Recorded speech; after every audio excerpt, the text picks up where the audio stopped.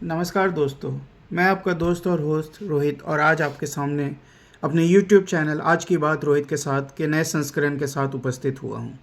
एक चैलेंजिंग समय से गुजर रहे हैं।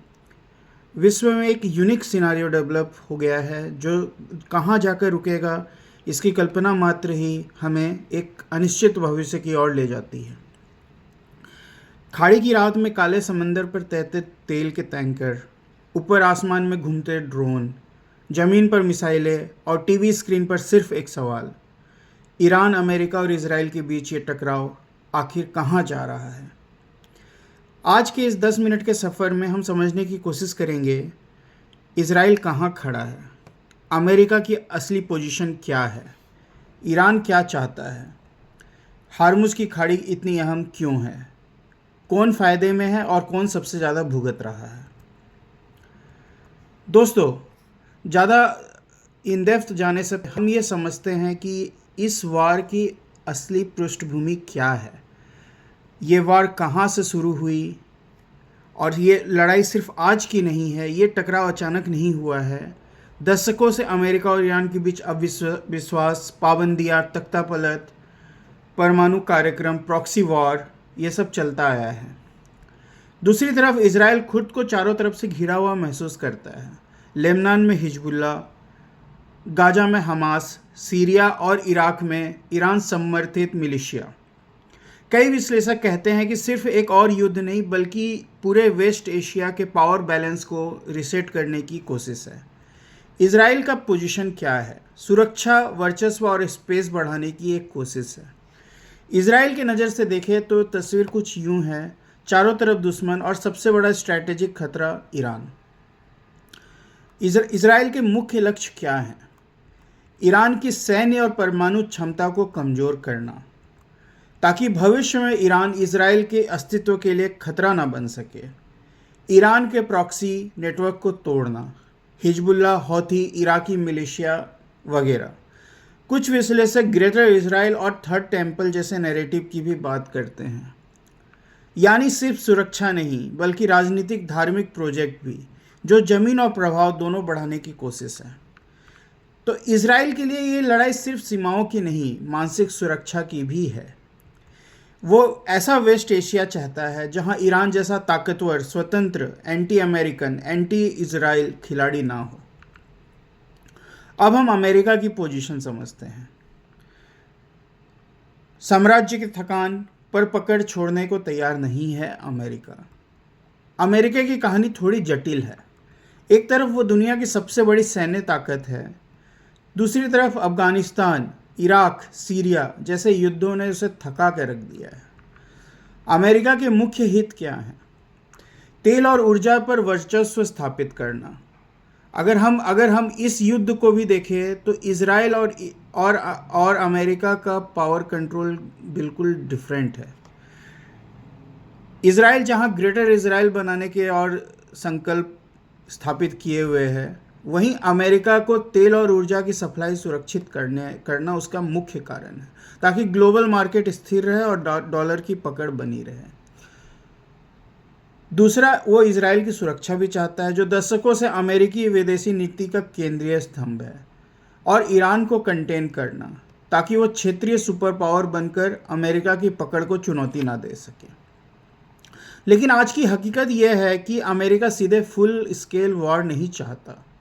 वो ड्रोन, मिसाइल, पाबंदी, प्रॉक्सी और नेवल प्रेजेंस के जरिए लड़ाई को अपने कंट्रोल में रखना चाहता है। कई स्ट्रेटेजिक थिंकर्स का कहना है कि अमेरिका इस पूरे खेल में धीरे धीरे स्ट्रेटेजिक ब्लंडर की तरफ बढ़ रहा है, जिसमें बहुत पैसा, बहुत रिस्क है, पर कोई साफ एंड गेम नहीं दिखता है। ईरान की पोजीशन क्या है? ईरान की पोजीशन है वास्तविकता के साथ अपने आप को जिंदा रखना, बदला लेना और इज्जत से खड़ा रहना।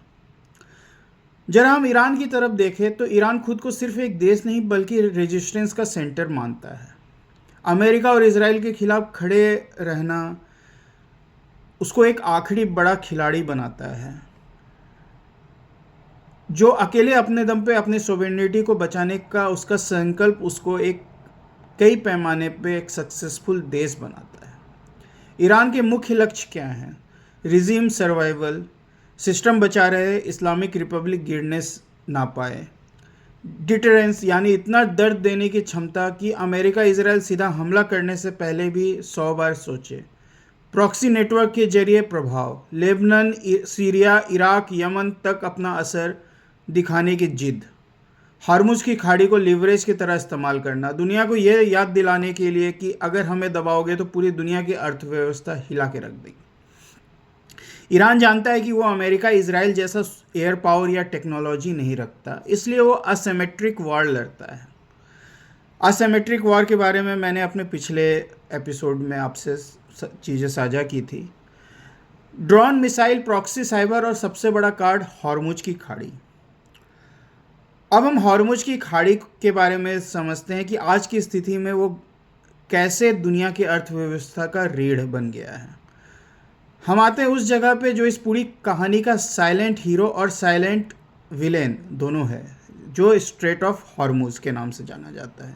ये एक पतली सी समुद्री पट्टी है जिसके जरिए दुनिया के लगभग 20% से ज़्यादा तेल और गैस का व्यापार होता है। खाड़ी के देश जैसे Saudi, UAE, Qatar, Kuwait, Iraq, सबका तेल यहीं से निकलता है। आज की स्थिति के बारे में हम अगर समझें तो ईरान ने बार बार संकेत दिया है कि अगर इस पर ज़्यादा दबाव डाला गया तो वो हॉर्मुज को ब्लॉक या खतरनाक बना सकता है। ड्रोन अटैक, माइन, टैंकर पर हमले कर सकता है।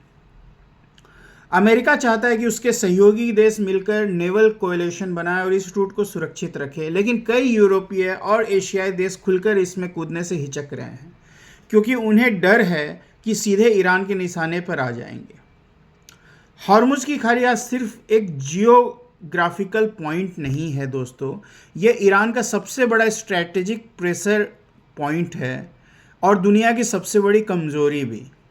अमेरिका इजराइल का एंड गेम क्या है, क्या चाहते हैं ये दोनों? तो सवाल ये है कि अमेरिका और इजराइल का एंड गेम क्या है। इजराइल के संदर्भ से समझे तो ईरान की सैन्य और परमाणु क्षमता को इतना पीछे ढकेल देना है कि वो आने वाले कई सालों तक इजराइल के लिए सीधा खतरा ना रहे।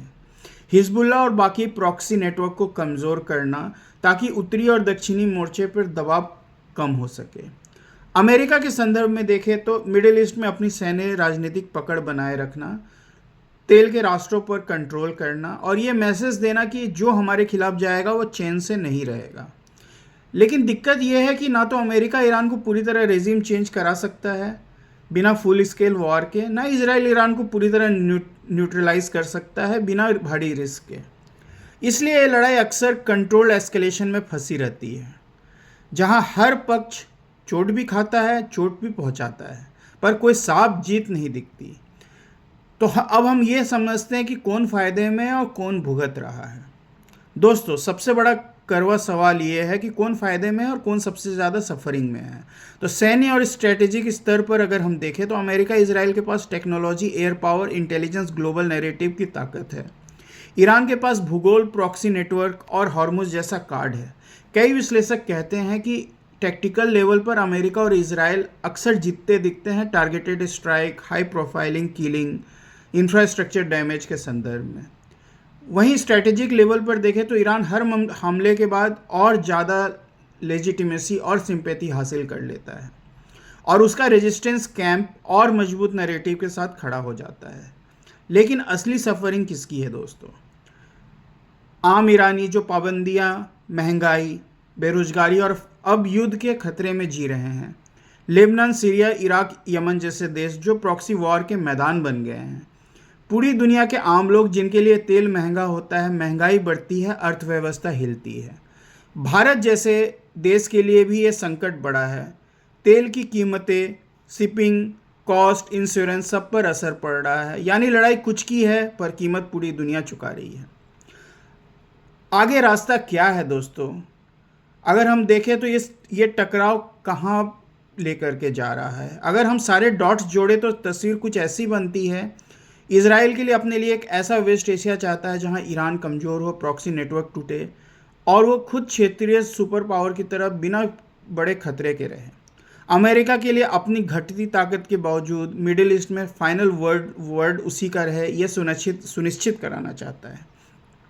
ईरान किसी भी कीमत पर झुकना नहीं चाहता। वो चाहता है कि दुनिया उसे एक स्वतंत्र सम्मानित क्षेत्रीय शक्ति के रूप में जाने और अमेरिका इजराइल की शर्तों पर ना चले। लेकिन सच तो यह है कि कोई भी पक्ष टोटल विक्ट्री हासिल नहीं कर सकता, और हर नई मिसाइल, हर नया ड्रोन, हर नया टैंकर अटैक एक और पीढ़ी को डर, नफरत और अस्थिरता की विरासत दे रहा है। शायद असली सवाल ये नहीं है कि कौन जीतेगा, बल्कि यह है कि कौन पहले ये मान लेगा कि इस तरह की जीत असल में हार है। जब तक अमेरिका, इजराइल और ईरान तीनों ये नहीं समझते कि स्थायी सुरक्षा डायलॉग, रीजनल सिक्योरिटी अरेंजमेंट और आपसी गारंटी से आती है, तब तक हॉर्मुज की खाड़ी पर तैरते हर टैंकर के साथ दुनिया की अर्थव्यवस्था भी दांव पर लगी रहेगी, और हर नए हमले के साथ इंसानियत थोड़ा और हारती रहेगी। यह जंग सिर्फ नक्शे पर बनी सीमाओं की नहीं, ये इंसानी समझदारी की भी परीक्षा है। उम्मीद बस इतनी है कि किसी दिन किसी मेज पर मिसाइलों की जगह शब्द बैठे और हॉर्मुज की लहरें सिर्फ व्यापार नहीं, थोड़ी सी शांति भी लेकर बहे। दोस्तों, अगर आपके पास सही उत्तर है तो साझा करें, और आपको मेरा कंटेंट कैसा लगा, आइए साझेदार बनते हैं और इस प्लेटफॉर्म के जरिए अपनी बातों को एक दूसरे से साझा करते हैं। अब आपसे आज्ञा लेता हूँ, फिर मिलेंगे। अपना ध्यान रखिए, स्वस्थ रहिए।